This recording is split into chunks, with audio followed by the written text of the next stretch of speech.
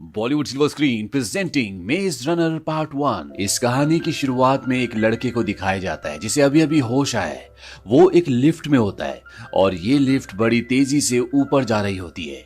इसे कुछ नहीं पता कि ये कहां पर है, ये लिफ्ट कहां जा रही है, और तभी वो लिफ्ट रुक जाती है। ऊपर से इसी की उम्र के कुछ लड़के एक ढक्कन खोलते हैं और इसे लिफ्ट से बाहर निकालते हैं। इसे कुछ समझ नहीं आता कि ये कहां पर है, इसीलिए भागना शुरू कर देता है और भागते भागते ये गिर जाता है। और जब वो खड़ा होकर देखता है तो चारों तरफ ऊंची ऊंची दीवारें होती हैं। ये दीवारें पूरी तरह से सपाट है, इसके ऊपर चढ़ना लगभग पूरी तरह से नामुमकिन है। इसके बाद इसे लकड़ी की एक सेल में डाल दिया जाता है जहां पर एक लड़का इसके पास आता है। वो कहता है कि मेरा नाम एलबी है, तुम यहां से भागने की कोशिश मत करना। और वो इससे इसका नाम भी पूछता है, लेकिन इसे अपने बारे में, अपने नाम के बारे में कुछ भी याद नहीं होता। एलबी उसे कहता है चिंता मत करो, 2 दिन में सब कुछ ठीक हो जाएगा। यहाँ पर जो भी नया आता है उसके साथ ऐसा ही होता है। वो एलबी से पूछता है कि ये कौन सी जगह है। एलबी उसे अपने साथ बाहर ले जाता है।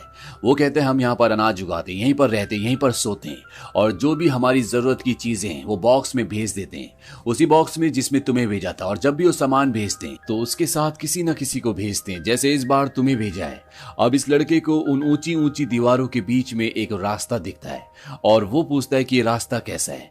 एलबी उसे कहता है कि यहाँ पर 3 बातों का ध्यान रखना। कभी भी अपना टाइम वेस्ट मत करना, हमेशा अपने काम पर लगे रहना। दूसरा, कभी किसी को चोट मत पहुंचाना। और तीसरा, कभी भी उस दीवार के दूसरी तरफ मत जाना।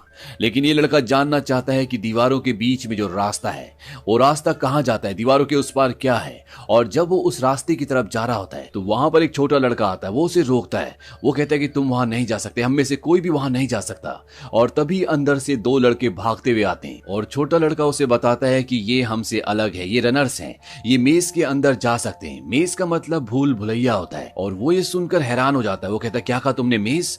वो कहता है मैंने ऐसा कुछ नहीं किया। और इसके बाद वो अंदर जाने लगता है, लेकिन तभी वहां पर एलबी आ जाता है और वो उसे अंदर जाने से रोकता है। लेकिन ये अंदर जाना चाहता है और इससे पहले कि ये अंदर जाता, वो जो रास्ता होता है आपस में मिलना शुरू हो जाता है।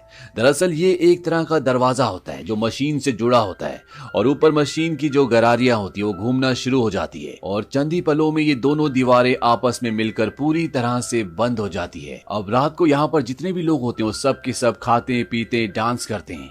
और तभी उस लड़के के पास जो आज पहली बार यहाँ पर आया, जिसे अभी तक अपना नाम भी याद नहीं आया, उसके पास एक लड़का आता है और वो उसे कुछ लड़कों को दिखाता है। वो कहता है वो सब के सब रनर्स हैं, वो हर सुबह मेज के अंदर भागते हैं, वो यहाँ से बाहर जाने का रास्ता ढूंढते हैं और ऐसा वो पिछले 3 सालों से कर रहे हैं, लेकिन अभी तक उन्हें कामयाबी नहीं मिली। ये सब बहुत ताकतवर है, हमसे अलग हैं। और कोई भी रनर अगर मेज के अंदर भूल भुलैया के अंदर फंस जाता है, शाम होने से पहले वापस नहीं आता, तो उसे कभी कोई दोबारा नहीं देख पाता। और जब वो ये सब बोल ही रहा होता है कि तभी वहां पर अजीब सी आवाजें आना शुरू हो जाती है और वो बताता है कि तुम ये आवाजें सुन रहे हो। दरअसल अंदर से जो मेज है उसके रास्ते बदल रहे हैं। हर रात को पूरा मेज बदल जाता है और ये वही करते हैं जिन लोगों ने हमें यहाँ पर फंसाया है। अब ये दोनों उस जगह पर जाते हैं जहाँ पर रनर होते हैं, ये आपस में कंपटीशन कर रहे होते हैं। और तभी इनमें से एक रनर जिसका नाम गैली होता है, वो इस नए लड़के को कहता है हो जाए 2-2 हाथ। और इन दोनों के बीच में कंपटीशन होना शुरू हो जाता है और इसी कंपटीशन के दौरान गैली इस नए लड़के को जमीन पर गिराता है। ये सर के बल गिरता है और इसे याद आता है कि इसका नाम थॉमस है। वो कहता है कि मेरा नाम थॉमस है। ये सुनकर वहां पर सब खुश हो जाते हैं क्योंकि उसे अपना नाम याद आ गया होता है। अगले दिन थॉमस यहाँ पर बाकी सभी लड़कों के साथ काम कर रहा होता है और वो पूछता है क्या कभी किसी ने इन दीवारों के ऊपर चढ़ने की कोशिश की। वो कहते हैं वहां पर कोई नहीं चढ़ पाया, हमने कोशिश की थी, सीढ़ियां इतनी ऊंची नहीं है कि हम वहां तक पहुंच सके। थॉमस कहता है जिस लिफ्ट से मैं ऊपर आया था, क्या उस लिफ्ट के जरिए किसी ने यहाँ से निकलने की कोशिश की। उसे बताया जाता है कि जब भी कोई उस लिफ्ट में बैठता है तो वो नीचे जाती नहीं है। हम सारे रास्ते अपना चुके हैं, लेकिन यहाँ से निकलने का सिर्फ एक ही रास्ता है और वो है वो भूल भुलैया, वो मेज। अब यहाँ पर थॉमस को खाद लेने के लिए भेजा जाता है क्योंकि यहाँ पर ये फल सब्जियां सब कुछ उगाते हैं। और जब थॉमस खाद लेने के लिए जाता है तो वहां पर इन्हीं में से एक लड़का जो कि रनर होता है, जो एक दिन पहले मेज के अंदर गया था, वो थॉमस के ऊपर हमला कर देता है। वो उसे मारना चाहता है। थॉमस किसी तरह से वहां से भागकर बाहर आ जाता है, लेकिन वो थॉमस पर दोबारा हमला कर देता है। लेकिन अब यहाँ पर सब के सब आ जाते हैं। एलबी जो इन सब का लीडर है वो भी यहाँ पर आ जाता है और वो सब उस लड़के को पकड़ लेते हैं। एलबी कहता है कि इसकी शर्ट उठाओ और जब उसकी शर्ट को उठाया जाता है तो उसके शरीर पर एक डंक का निशान होता है। एलबी कहता है कि इसे कोठरी में डाल दो। और यहाँ पर हमें एक बात समझ में आ जाती है कि इस भूल भुलैया के अंदर कुछ तो ऐसा है जो बहुत खतरनाक है। थॉमस और एल्बी साथ में बैठे होते हैं। तो एल्बी थॉमस से पूछता है कि जब उसने तुम पर हमला किया तो उसने तुमसे कुछ कहा। थॉमस बताता है कि उसने मुझसे कहा था कि मैंने तुम्हें देखा था, ये सब तुम्हारी गलती है। ये सब मेरी गलती कैसे हो सकती है? एल्बी कहता है कि ये सब इन्फेक्शन की वजह से है। वो कुछ भी बोल रहा है। और शाम को जब मेज के दरवाजे बंद होने वाले होते हैं तो सब के सब दरवाजे के सामने इकट्ठा होते हैं और जिसे डंक लगा है उसे जबरदस्ती मेज के अंदर भेज दिया जाता है, क्योंकि अब उसे बचाया नहीं जा सकता। उसकी बीमारी का कोई भी क्योर नहीं है। हालांकि वो सबको विश्वास दिलाने की कोशिश करता है कि मैं ठीक हो जाऊंगा, लेकिन सब जानते हैं कि इसका कोई इलाज नहीं है और इन्होंने अपना एक रनर खो दिया। रनर की यहाँ पर बहुत ज्यादा अहमियत है, क्योंकि यहाँ पर रनर ही ऐसे होते हैं जो मेज के अंदर जाते हैं और वही इनके लिए बाहर जाने का रास्ता ढूंढ सकते हैं। हालांकि 3 साल में वो ऐसा नहीं कर पाए। अब अगले दिन भूल भुलैया के अंदर एल्बी भी जाता है। हालांकि वो एक रनर नहीं है, आज से पहले उसने ऐसा नहीं किया, लेकिन उसके ऊपर जिम्मेदारी है। दरअसल एल्बी वो इंसान है जो यहाँ पर सबसे पहले आया था। हर महीने यहाँ पर एक को भेजा जाता है और एल्बी को जब यहाँ पर भेजा गया था तो यहाँ पर कोई भी नहीं था। वो पूरा महीना यहाँ पर अकेला ही रहा और उसके बाद जब एक एक करके यहाँ पर इंसानों को भेजा गया तो उसने यहाँ पर सबके लिए पूरी एक अलग दुनिया बना ली। और अब एल्बी मेज के अंदर है और शाम हो जाती है, लेकिन एल्बी और उसका साथी वापस नहीं आते। सबके सब बहुत परेशान होते हैं और मेज के दरवाजे बंद होना शुरू हो जाते हैं। लेकिन इससे पहले कि दरवाजे पूरी तरह से बंद होते, वहां पर हेड रनर मिनो और एल्बी पहुंच जाते हैं। लेकिन एल्बी की तबीयत बहुत खराब है और मिनो उसे खींच कर लाने की कोशिश कर रहा होता है, लेकिन अब दरवाजे बंद होने वाले और ये दोनों दरवाजे के इस तरफ नहीं आ सकते। थॉमस इनकी मदद के लिए भूल भुलैया के अंदर चला जाता है और जैसे वो भूल भुलैया के अंदर पहुंचता है, दीवारें आपस में पूरी तरह से मिल जाती है और ये तीनों अब भूल भुलैया के अंदर फंस चुके हैं। यहाँ पर एल्बी की हालत बहुत ज्यादा खराब होती है, क्योंकि उसे भी डंक लगा है और तभी इन्हें एक खौफनाक आवाज आती है और ये आवाज उसी क्रिएचर की होती है जिसने एल्बी को डंक मारा है। थॉमस के साथ जो रनर होता है वो कहता है कि हमें यहाँ से जाना होगा, नहीं तो हम भी मारे जाएंगे। लेकिन थॉमस एल्बी को छोड़ना नहीं चाहता और वो देखता है सामने दीवार पर बहुत बड़ी बड़ी बेलें होती है और वो उसमें थॉमस को बांधकर दीवार के ऊपर लटका देता है। लेकिन तब तक वहां पर वो क्रिएचर आ जाता है। रनर अपनी जान बचाने के लिए भाग जाता है और थॉमस वहीं दीवार के नीचे छुप जाता है। ये क्रिएचर बहुत खतरनाक होता है, इन्हें ग्रीवर्स कहा जाता है और जिसे भी ये डंक मारते हैं वो बचता नहीं है। ये क्रिएचर थॉमस को देख लेता है और यहाँ पर अब दीवारें भी बदलना शुरू हो जाती है, यानी कि अब पूरा भूल भुलैया अपना रास्ता बदल रहा है, दीवारें खिसक रही हैं और जब दो रास्ते आपस में मिलने वाले होते हैं तो थॉमस उस क्रिएचर को अपनी तरफ चैलेंज करता है और जब वो उसको मारने के लिए आता है थॉमस उस रास्ते के अंदर से भागता है। ग्रीवर थॉमस का पीछा कर रहा होता है और तभी दीवारें मिल जाती है। सुबह बाहर दिखाया जाता है कि मेज के सामने सभी इकट्ठा होते हैं, लेकिन सबको पूरा यकीन है कि अब यहाँ से ये तीनों बाहर नहीं आ सकते, क्योंकि आज तक भूल भुलैया के अंदर पूरी रात कोई भी रुक नहीं पाया। एक रात रुकने का मतलब है कि मौत। लेकिन अगली सुबह ये तीनों के तीनों बाहर आ जाते हैं। हालांकि एल्बी की हालत बहुत खराब है, उसे होश नहीं है, लेकिन अभी भी उसकी सांसें बाकी है। हालांकि थॉमस ने एल्बी की जान बचाई है, लेकिन यहाँ पर एक लड़का होता है जिसका नाम गैली है। वो थॉमस की इस हरकत से बिल्कुल भी खुश नहीं होता, क्योंकि उसने रूल को तोड़ा है। बिना परमिशन के कोई भी भूल भुलैया के अंदर नहीं जा सकता और वो कहता है कि हमें इसे सजा देनी चाहिए। और तभी एक सायरन बजता है और ये सायरन उसी एलिवेटर का होता है जिससे हर महीने यहाँ पर किसी न किसी को भेजा जाता है। और जब ये सब वहां पर पहुंचते हैं तो सब हैरान हो जाते हैं, क्योंकि आज पहली बार यहाँ पर किसी लड़की को भेजा गया है। और जब उस लड़की को होश आता है तो उसकी जबान पर एक नाम होता है और ये नाम होता है थॉमस का। वो थॉमस का नाम लेते बेहोश हो जाती है। इसके साथ एक नोट भी होता है जिसमें लिखा होता है कि अब ये आखिरी है, इसके बाद यहाँ पर किसी को भी नहीं भेजा जाएगा। थॉमस इस लड़की को नहीं जानता, क्योंकि यहाँ पर किसी को भी भेजने से पहले उसके अतीत की सारी यादों को मिटा दिया जाता है। इसीलिए यहाँ पर जितने भी बच्चे होते हैं उन्हें अपने अतीत के बारे में कुछ भी याद नहीं है। थॉमस अब एक बार फिर से भूल भुलैया के अंदर जाना चाहता है, क्योंकि रात को जो ग्रीवर दीवार के बीच में फंसकर मरा था वो उसे देखना चाहता है। वो देखना चाहता है कि वो लोग किससे डील कर रहे हैं। थॉमस, मिनो और कुछ बच्चे उस जगह पहुंच जाते हैं और वो देखते हैं कि ग्रीवर की बॉडी के अंदर एक डिवाइस होता है जिस पर कुछ नंबर्स लिखे होते हैं और ये नंबर वही नंबर होते हैं जो बॉक्स में होते हैं। उस बॉक्स में, जिस बॉक्स से इन सबको यहाँ पर एक एक करके भेजा गया है, यानी जिन लोगों ने इन्हें यहाँ पर भेजा है उन्हीं लोगों ने इस क्रिएचर को, जिसे ग्रीवर कहा जाता है, उसे भी बनाया है। इस डिवाइस को लेकर बाहर आ जाते हैं और बाहर आने के बाद ये थॉमस को भी रनर बना देते हैं, क्योंकि सिर्फ रनर ही इस मेज, इस भूल भुलैया के अंदर आ सकते हैं। हालांकि इसमें एक लड़के की सहमति नहीं होती जिसका नाम गैली है। वो नहीं चाहता कि थॉमस को रनर बनाया जाए, लेकिन अब थॉमस एक रनर है, वो मेज के अंदर कभी भी जा सकता है। अगली सुबह मिनो, जो कि एक रनर है, वो थॉमस को एक कॉटेज के अंदर ले जाता है। यहाँ पर किसी का भी आना मना होता है और वो थॉमस को वहां पर भूल भुलैया का नक्शा दिखाता है। वो कहता है कि पिछले 3 सालों में हमने इसके चप्पे चप्पे को छान मारा और उसी के बिहाफ पर हमने ये नक्शा बनाया है, लेकिन हमें बाहर जाने का कोई भी रास्ता नहीं दिखता। और एबी ने मुझे ये बात किसी को भी बताने के लिए मना की थी, क्योंकि वो नहीं चाहता था कि सबके दिलों में यहाँ से निकलने की जो एक उम्मीद है वो टूट जाए। लेकिन अब जब ये डिवाइस हमें उस क्रिएचर के अंदर से मिला है जिस पर नंबर 7 लिखा हुआ है, दरअसल अंदर भूल भुलैया में 1 से लेके 8 तक अलग अलग ब्लॉक्स हैं और हर रात को एक नया ब्लॉक खुलता है जिससे भूल भुलैया का रास्ता पूरी तरह से बदल जाता है। और इस डिवाइस पे नंबर 7 का मतलब ये है कि कल रात को जिस ग्रीवर को हमने मारा था वो 7 नंबर ब्लॉक से अंदर आया था, यानी कि अगर वो अंदर आया था तो बाहर जाने का रास्ता वहीं पर है। वो कहता है कि हम दोनों वहां पर जाएंगे। तभी यहाँ पर एक बच्चा आता है और वो कहता है उस लड़की को होश आ गया है। थॉमस उस मचान पर जाता है जहां पर वो लड़की होती है। दरअसल वो अपने पास किसी को भी नहीं आने दे रही होती। थॉमस उसे शांत करता है और वो उससे उसका नाम पूछता है, लेकिन इसे भी कुछ भी याद नहीं है। हालांकि होश में आने के बाद इसने थॉमस का नाम लिया था, लेकिन ये थॉमस को नहीं जानती। थॉमस उसे बताता है कि मुझे रात को सपने आते हैं और मैंने कई बार सपनों में तुम्हें देखा है। मुझे शुरू में लगा था कि वो सपने हैं, लेकिन वो सपने नहीं बल्कि यादें हैं।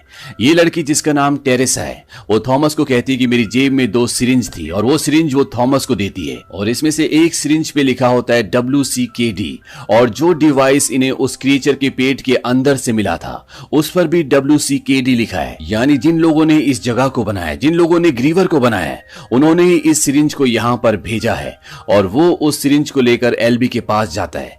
एलबी की हालत बहुत खराब होती है, वो मरने वाला होता है। इसीलिए थॉमस कहता है कि इस दवा को, जिसके बारे में हमें कुछ भी नहीं पता, हमें इसे एलबी के शरीर में इंजेक्ट करना चाहिए। और जब वो ऐसा कर रहा होता है तो एलबी उस पर हमला कर देता है। वो उसे कहता है कि चले जाओ यहाँ से। और इतने में इनके साथ जो लड़की है टेरेसा, वो उसके हाथ से उस सिरिंज को छीन कर एलबी की बॉडी में इंजेक्ट कर देती है, जिससे वो पूरी तरह से शांत हो जाता है। यानी कि दवा काम कर रही है, वो ठीक हो रहा है।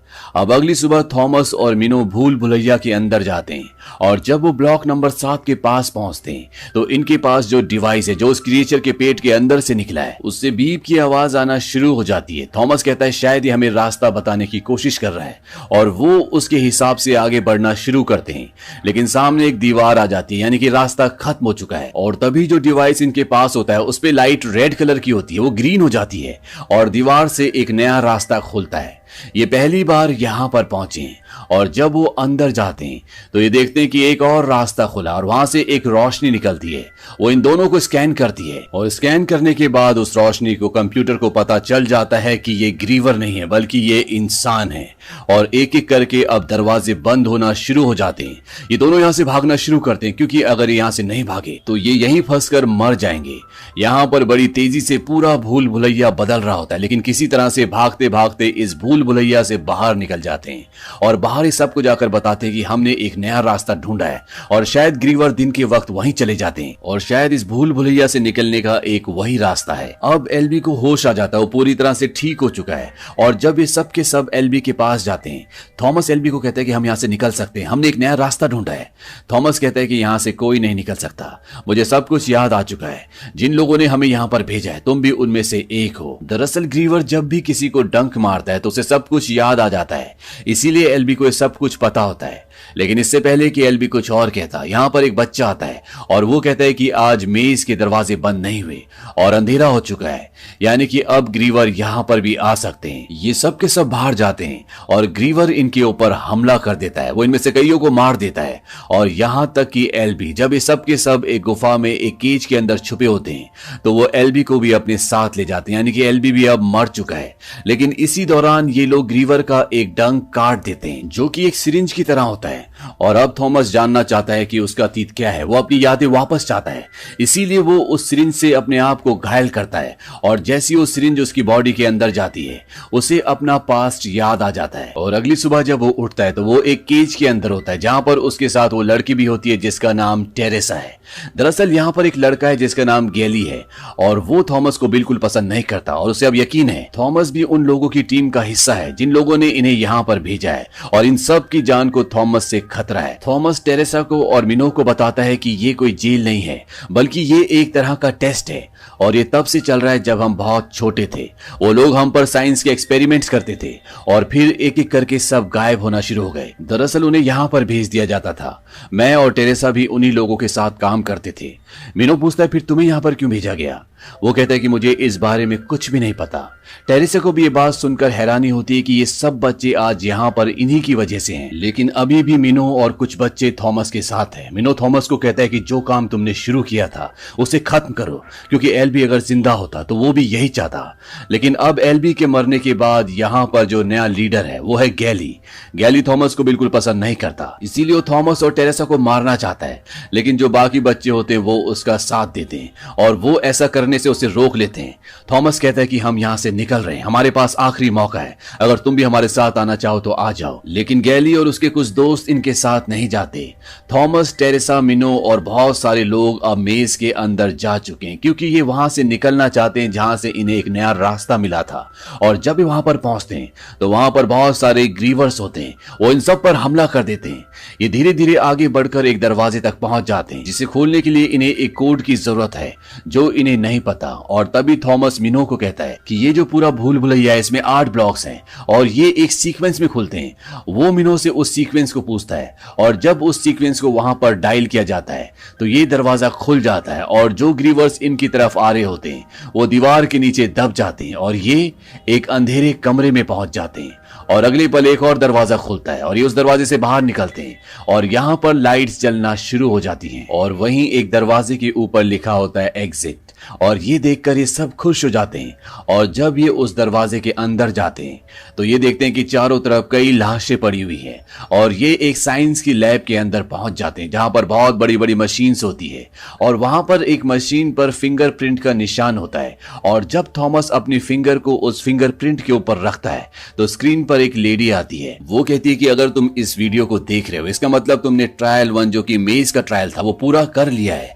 हमने जो कुछ तुम्हारे साथ किया इसके लिए तुम्हारे अंदर बहुत गुस्सा होगा, लेकिन इस सब की एक वजह है, शायद तुम्हें याद नहीं होगा, लेकिन सूरज की गर्मी ने हमारी दुनिया को जला दिया, लाखों लोगों की जानें चली गई। लेकिन ये सिलसिला यहीं पर खत्म नहीं हुआ। इसके बाद इस दुनिया में एक खतरनाक वायरस आया जिसने लोगों के दिमाग पर अटैक किया। लोग वायलेंट हो गए, आउट ऑफ कंट्रोल हो गए और इसका कहीं कोई क्योर नहीं था।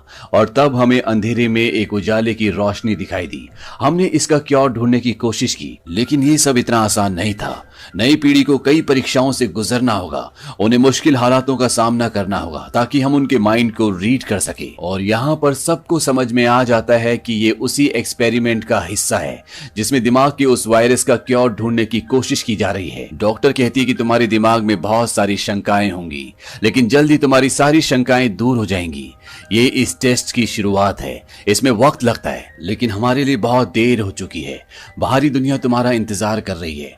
और वही डॉक्टर के पीछे दिखाया जाता है कि वहां पर कुछ लोग आते हैं और वहां पर जितने भी डॉक्टर्स काम कर रहे होते हैं वो सबको मार रहे होते हैं। और ये जो डॉक्टर इन्हें सब कुछ बता रही होती है जिसका नाम डॉक्टर एवा है, वो खुद को गोली मार देती है। ये सब हैरान हो जाते हैं और जब ये पीछे देखते हैं तो उसी जगह पर अभी भी डॉक्टर एवा की लाश पड़ी होती है। यानी कि इस घटना को ज्यादा वक्त नहीं हुआ और ये जो पूरा ऑपरेटिंग सिस्टम होता है, यहाँ से मेज के अंदर जितने भी लोग थे, यानी कि वहां पर जितने भी लोगों को भेजा गया था, यहाँ से ये सब उन्हें हमेशा देखते रहते थे। और इससे पहले कि ये कुछ सोच पाते, यहाँ पर गैली आ जाता है जो मेज के अंदर नहीं आया था, जो वहीं पर रुक गया था और उसके हाथ में गन होती है। वो थॉमस को मारना चाहता है, वो आउट ऑफ कंट्रोल होता है क्योंकि उसे ग्रीवर ने अपना डंक मारा है और ग्रीवर के डंक मारने के बाद उसे अपनी यादें वापस मिल चुकी होती है और उसे ये पता होता है कि थॉमस उसी टीम का हिस्सा था जिस टीम ने, जिस ऑर्गेनाइजेशन ने इन सब को इस जगह पर भेजा था। थॉमस ने जब अपना पास्ट याद करने के लिए ग्रीवर के डंक से अपने आप को घायल किया था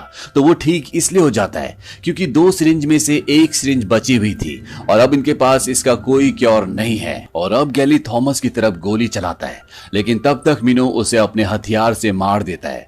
लेकिन जब गैली ने थॉमस की तरफ गोली चलाई थी तो उसके आगे एक बच्चा आ गया था जो थॉमस से बहुत प्यार करता है। इसका नाम है चक और गोली चक को लग गई होती है और चक की मृत्यु हो जाती है। तभी यहाँ पर कुछ लोग नकाब पहन कर आते जिनके हाथों में हथियार होते हैं और वो इन सबको अपने साथ हेलीकॉप्टर में इस जगह से ले जाते हैं। वहीं दूसरी तरफ डॉक्टर एवा को दिखाया जाता है जिसने वीडियो में अपने आप को गोली मार ली थी। उसके सामने कई सारे लोग बैठे होते हैं और वो उन सबको कहते हैं कि हमारा ये मेज ट्रायल बिल्कुल सक्सेसफुल रहा। मुझे उम्मीद नहीं थी कि इतने सारे लोग बचेंगे, लेकिन जितने ज्यादा बचे हैं हमारे लिए उतना ही अच्छा है। और ये सब के सब अब नेक्स्ट चैलेंज के लिए तैयार हैं। लेकिन ये कहना बहुत जल्दबाजी होगी कि ये हमारी आने वाली उम्मीद है, क्योंकि इनके सामने अभी और भी चुनौतियां हैं, यानी कि फेज 2। इन सबको अब फेज 2 में जाना है और इसी के साथ ये कहानी, ये फिल्म यहीं पर खत्म हो जाती है। हालांकि यहाँ पर कई सारे अधूरे सवाल छूट जाते हैं जो आने वाले पार्ट में आपको सुनने को मिलेंगे। ये फिल्म सन 2014 में रिलीज हुई थी। IMDb पर इस फिल्म की रेटिंग है 6.8। इस फिल्म का बजट था $34 मिलियन और बॉक्स ऑफिस पर इसने कमाई की थी $349 मिलियन की। उम्मीद करते हैं कि ये कहानी आपको पसंद आई होगी।